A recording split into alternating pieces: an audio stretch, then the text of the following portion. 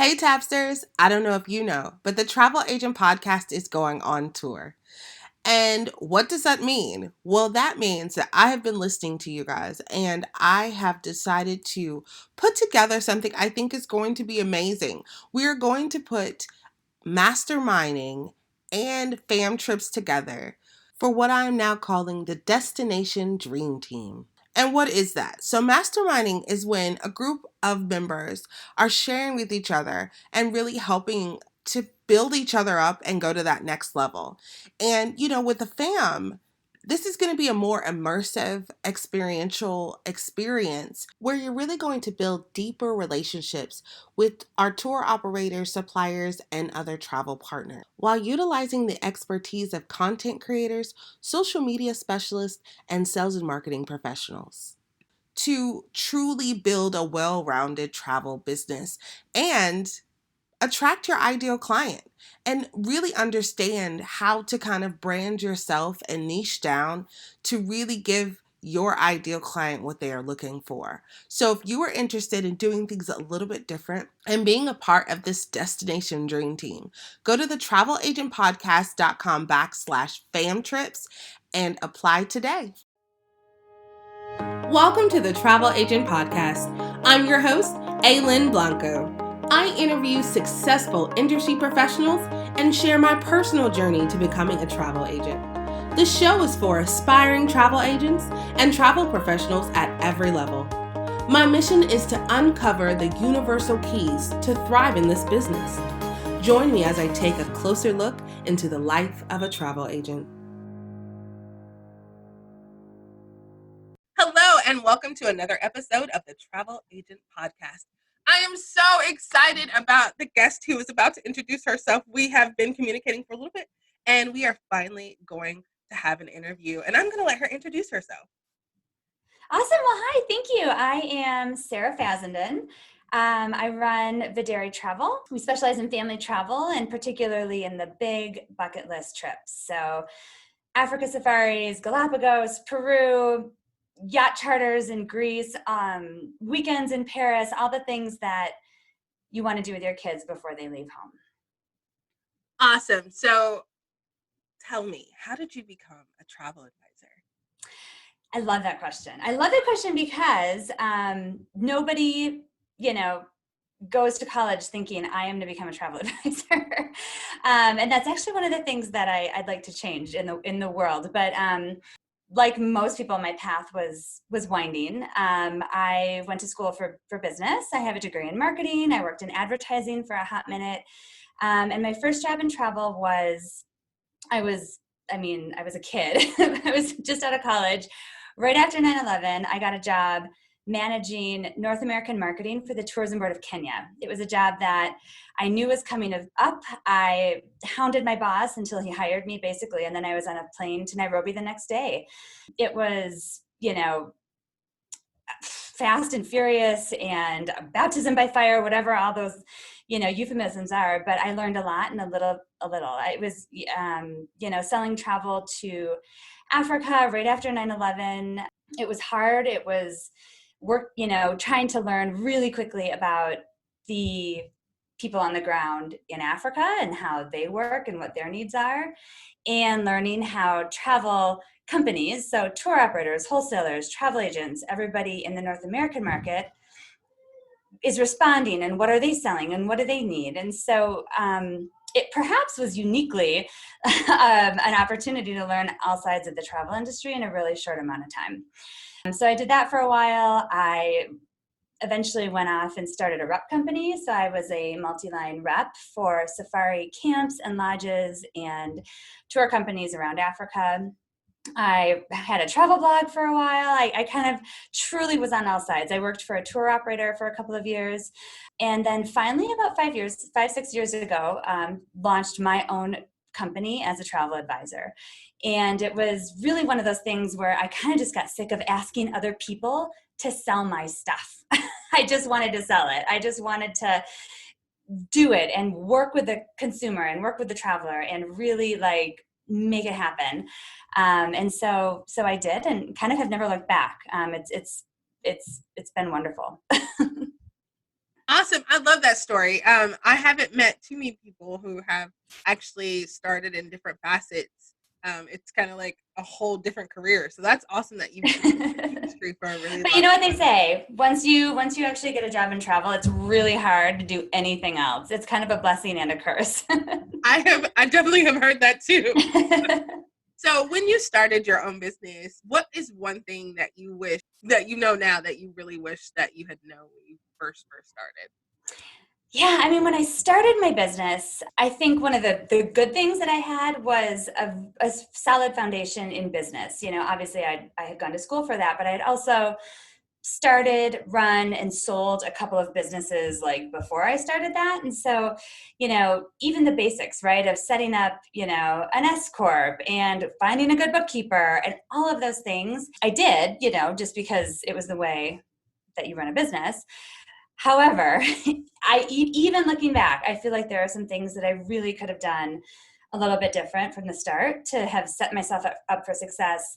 And by success, I mean maybe a little bit less stress once COVID hit. You know, everything was, you know, running on, you know, all cylinders and life was good. And COVID definitely exposes, I think, for any business, but especially a travel business, holes or opportunities in the way that you're set up. I agree. I have been preaching since COVID because there were definitely some holes that I saw in my own business and realized that there was a common theme across Mm-hmm. the board. Uh, Yeah. so, in working in all these different facets, what are some key things that you think are super important right now, especially I don't want to say post COVID, like still during COVID, uh, that you think would be really helpful to someone who is just getting started, who is brave enough to just get started Yeah. right now? Well, you know, I actually have a few ICs, you know, that are part of my business. And I just keep telling them, you are so lucky to be starting right now because there is more demand and interest and desire for travel than I have ever seen in 20 years. So I actually think it's a great time to be getting started. I mean, I guess to answer that question, I sort of took the year of COVID and invested in some things on the back end of my business that have been priceless. You know, and the way I kind of talk about it is a little bit like of a Silicon Valley way of saying it's my tech stack, right? It's the stack of tools that I use and I probably couldn't run my business without. You know, I have a really amazing CRM called Travel Joy, which I'm sure you've heard of. A it's a piece of software designed specifically for the travel industry. It does invoicing. You can accept payments. It's a pipeline manager, you know, a customer like management tool to store all of their information. I mean, it's really amazing. So I invested in that. I use Flowdesk, which is how I do all of my online marketing. I use Travify for my itineraries. And so that's a really wonderful way to just stay organized and make sure that the client has all of the confirmations that you have and you're not relying on emails back and forth and that sort of thing. And I use Trello, which has been a cool tool that has allowed me to um, really efficiently bring on a virtual assistant, which is also something that I never had. So, you know, I mean, kind of setting up that foundation while difficult when you're just starting out, I think should be the ultimate goal of any advisor right out of the gate. And I think, you know, anyone who is pretty serious about the industry, doing it full time with a good host, with a niche and things that are kind of in place, you know, you should be able to get to sort of like about $1 million in sales pretty quickly. That's a viable number for most travel agents to make a full time living off of being a travel advisor. And with that, investing in these tools is very doable. So, I mean, while I think sometimes it seems like a little bit overwhelming for new advisors to be like, oh my gosh, I can't spend, you know, this much for this and that, and, you know, it adds up really quickly. I think with that as the objective, you know, going into it, just, it doesn't have to happen right away, but just knowing that these tools exist, thinking strategically about it, and knowing when you reach a certain number in sales or revenue or however, you know, you qualify success, you know, or financial viability, that should be the goal. And I think that's really something that has happened only in the last couple of years. A lot of these tools didn't even exist, you know, when I started, but but that's really changed the way that I run my business and allowed me to scale and take advantage of this massive pent-up demand that's happening right now. Speaking of demand and your niche, can you tell us a little bit about how you decided on your niche and kind of how it came about and how Mm-hmm. it has benefited you to niche down? Right. Well, I mean, I think that's a really good question because that is in any business. I think you would be wise to niche down as much as you can. Um, in travel, I mean, there's lots of niches. I think a lot of people have very successfully niched by destination, or very specific styles of travel. So there's an endless amount of ways to niche, and I think that's super super important. In fact, if anything, I probably could get a little bit more fine tune. Um, but right before I started selling travel and as an advisor, I had a travel blog, and it was actually called A Family Travel Blog, which I've since sold and no longer run or have anything to do with. But it kind of grew into this really like successful blog. It was, getting tons of traffic. And so I actually used that as a springboard to start my business. I was generating inquiries from this blog, and that's kind of how I established myself as a family travel expert. My children were also at the right age where I just happened to be doing a lot of travel with my family. So I think, when travel advisors think about niching, it's it's just so much easier if you pick a niche that is interesting to you, that fits with your life stage, that fits with your travel interest and ability. And I mean, it's just so much easier when you're actually living and breathing it. My clients are all people that I think I could be fast friends with. So it's like once you're sort of talking to your people and selling things that you're passionate about and that you're actively doing, it just becomes so much easier. It becomes so much less of a struggle. It's not to say that you can't, pick something that isn't, maybe new advisors pick something that's maybe a little bit aspirational. And I think that's great, and it should be, because luxury travel ultimately is more profitable and probably more viable long-term to advisors. But really, it just was kind of handed to me, right? It was what I was doing. I was talking to my people, and that's just how it's kind of evolved from there. So, besides the systems, is there anything else that you're doing? And not necessarily besides the systems, but how are the systems specifically kind of helping you take the influx Mm-hmm. of people that are contacting you about wanting to travel right now? Yeah, I mean, well, it's definitely like bananas. And I keep saying I am so, so, so very grateful for the influx.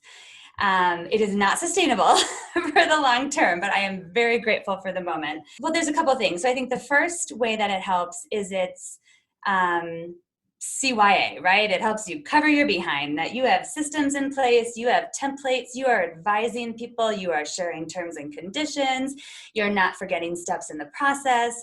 In every itinerary, using this itinerary software, you've got disclaimers, you've got all the confirmations right there. The client sees it 700 times before they even travel. So that was a big learning from COVID, right? Is to be really super, super clear about all of that.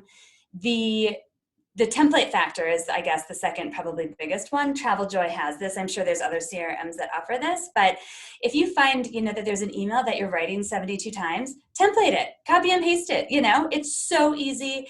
When you get that confirmed booking, then you don't have to sit down and type, "Congratulations, you're booked. Here is your confirmation for your next trip to France." Blah blah blah blah blah. Like, it's just there. It's already written. You know exactly what you need to include. So that just makes everything so much more efficient. And then I suppose the third thing is, as advisors start to think about growth, there's only so much that one human can do. And so ultimately, no matter how efficient you are, and I've always prided myself on being really, really efficient with my time, you can't do it all, right? So when it comes to a bookkeeper or a virtual assistant, having these systems in place and having them really well organized, accessible, and like however viable your company is, if you have the right systems in place, it helps you more efficiently bring on the support that you need, whether it's a accountant or a virtual assistant, or maybe it's a designer and you're using Canva. To have these systems in place not only keeps you more efficient as the business owner, but allows you to bring people on when, and if you need it. You might not need sort of full-time support, but if you need help for wave season, which we talk about is sort of typically January, February, March. Obviously this year is totally different.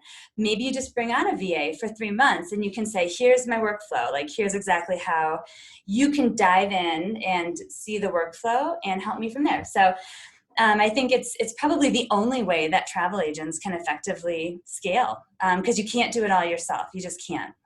And I agree with you wholeheartedly. I've had an assistant from the beginning because it's just too Mm-hmm. much. Mm-hmm. It's too Mm-hmm. much for one person, and I decided a long time ago that I wasn't going to stress myself out. Good for you. I feel like a lot of agents don't do that, and I didn't as either. And I was kind of just thinking about it recently in terms of like, what is the cost, right? So of the tools that I'm using, the VA that I use, that varies per month. The bookkeeper. I mean, I think for an advisor just starting out, if you can think maybe $1,000 a month.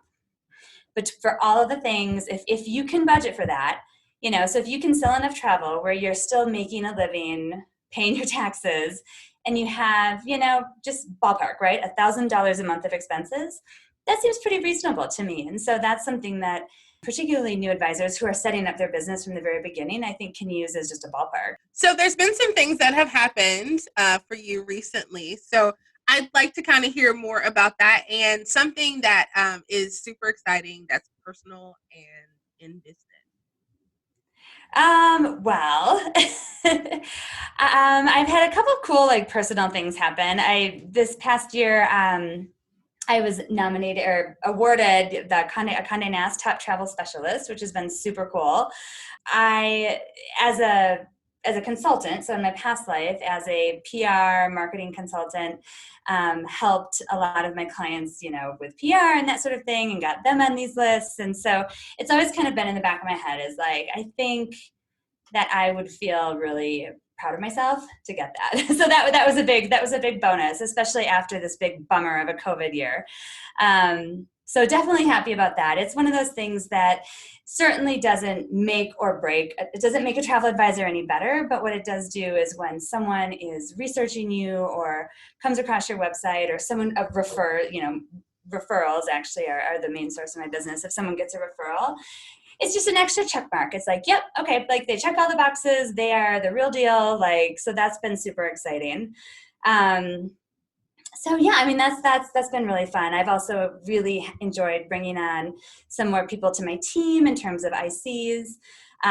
So it's starting to feel like, things are kind of coming back together again after a year of a lot of separation. Our industry is coming back together. We're all kind of, lifting each other up, and it's just felt really collaborative and positive and wonderful because, and these are just a few examples of why.